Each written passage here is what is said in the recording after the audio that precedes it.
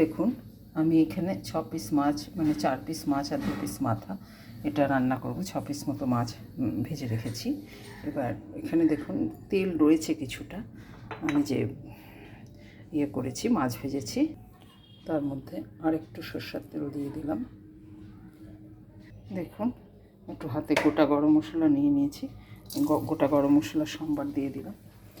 এবার দিয়ে দেবো আমি মাছটা। আমি আলু দিয়ে, আপনারা শুধু আলু দিয়ে রান্না করতে পারেন, তো আমার বাড়িতে একজন আছে, তার ডাক্তার আলু খাওয়া পারেন, সেই জন্য আমার মেয়ে, সেই জন্য আমি একটু বিনস দিয়েছি আর একটু আলু দিয়েছি। আলুটা আমাদের জন্য, বিনসটা ওর জন্য। ভাজতে থাকবে। এটা দিয়ে দিব 4টে লঙ্কা চিড়ে রেখেছি, কাঁচা লঙ্কা 4টা চিড়ে রেখেছি, সেই চিড়ে রাখা কাঁচা লঙ্কাটা দিয়ে দিলাম। আর দিয়ে দেবো আমি টমেটোটা, এই যে 2টো ছোটো ছোটো টমেটো কেটে রেখেছিলাম, এটা দিয়ে দিলাম। এবার এটাকে ভালো করে সাঁতলাবো। দিয়ে দিলাম কিছু কারি পাতা।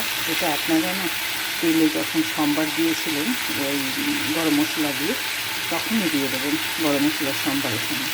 আমি ভুলে গেছিলাম, সেই জন্য এখন সাঁতলানোর সময় দিয়ে দিলাম। দিয়ে দেবো পরিমাণ মতো লবণ পাই,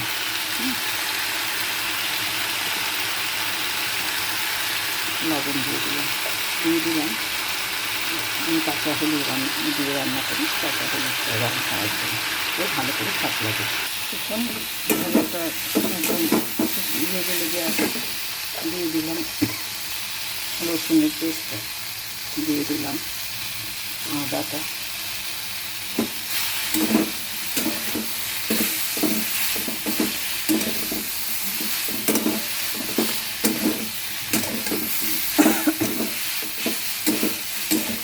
আপনারা ইচ্ছে করলে সবজিটাকে ভেজে নামিয়ে নিয়ে আলাদা করে মশলা কষিয়ে বসাতে পারেন। আমার আজকে তাড়া আছে বলে আমি একবারে চটজলদি করে দিলাম। এগুলোও করা যায় আর দেখিয়ে দিলাম। দিয়ে দিলাম মশলা অ্যাডজাস্টমেন্টের জন্য একটু গুঁড়োর বাতাসা, এইভাবে কষিয়ে নেব। আমার তাড়া আছে বলে আমি সবজিটাকে ভেজে নামিয়ে তারপর আবার মশলা কষিয়ে ভালো করে ঢেকে সেটা করা সম্ভব হয় না।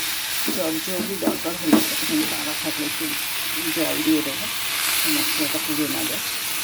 জলদি কাজ করার থাকলে বা তাড়া থাকলে, আজকে 9টা বেজে গেছে, আমাকে বেরোতে হবে, সেই জন্য আমি একবারে বসিয়ে দিলাম। পরের দিনে বোয়াল মাছটা আমি কিন্তু আপনাদের ওইভাবে করে দেখাবো আলাদা করে, সেই জন্য আজকে এভাবে করলাম। তা আপনাদের তাড়া থাকলে এভাবে করা যেতে পারে, সেটাও তো শেখা দরকার, সেটা শিখে নিতে। আপনারা সবাই সব জানেন, নতুন করে শেখার কিছু না। এটা একটু কষাবো, তারপরে আপনারা ইচ্ছে করলে গরম জলও দিতে পারেন, আমার আজকে ঠান্ডা জলই দেবো। দিয়ে দিলাম জিরের গুঁড়ো, দিয়ে দিলাম একটুখানি ধনের গুঁড়ো। আপনারা ইচ্ছে করলে রং হওয়ার জন্য লাল লঙ্কা, শুকনো লঙ্কা দিয়ে রান্না করতে পারেন, শুকনো লঙ্কার গুঁড়ো দিতে পারেন, আমি কাশ্মীরি লঙ্কার গুঁড়ো দিতে পারেন, তাতে রঙটা খুব টকটকে হবে, দেখতে ভালো হবে। কিন্তু আমার ঘরোয়া পদ্ধতিতে আমি শরীরের ক্ষতি যাতে কম হয় সেইভাবে রান্না করি, সেই জন্য আমার তরকারিগুলো হয়তো আপনাদের পছন্দ হয় না, সাদা সাদা হয়, কিন্তু শরীরের জন্য ভীষণ ভালো। এই যে আমি জল দিয়ে দিচ্ছি, দিয়ে আমি ঢেকে দেবো। মোটামুটি যা জল দেওয়ার দিয়ে দিয়েছি, এবার ঢেকে দিচ্ছি। সেদ্ধ হয়ে গেল সবজিগুলো, মাছটা দিয়ে দেবো। এখন আমার সেদ্ধ হয়ে গেছে, আমি এবার মাছগুলো দিয়ে দেবো। মাছগুলো দিয়ে দিচ্ছি, দিলাম সামান্য গরম মশলার গুঁড়ো। এবার আমি নামিয়ে ফেলবো বোয়াল মাছটা। হয়ে গেল আমার বোয়াল মাছের ঝোল।